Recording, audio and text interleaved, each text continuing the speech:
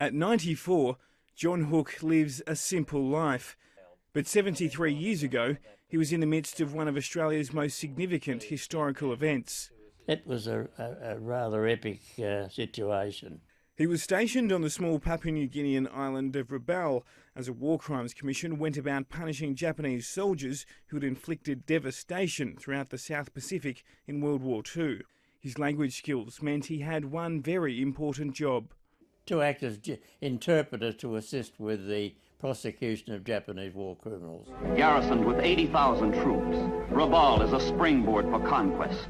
Rabaul was critical to the Japanese war effort. Captured by the Axis powers in February 1942, about 1,000 Australian troops stationed there were imprisoned and later massacred.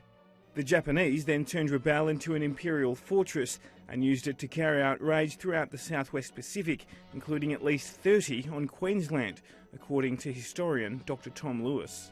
The overall strategic aim of this is to stop the Americans coming to Australia. That forces the Americans to fight from California, and in World War II you can't do that. The Japanese push to take over New Guinea was checked by the Battle of the Coral Sea, but the extent of the Japanese presence in what was then an Australian territory has flown under the radar. So it's important to get that consciousness in our mind as to how vulnerable Australia was.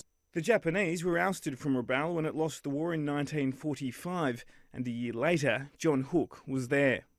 As senior generals were put to death for their war crimes, he was the one to tell them they would die.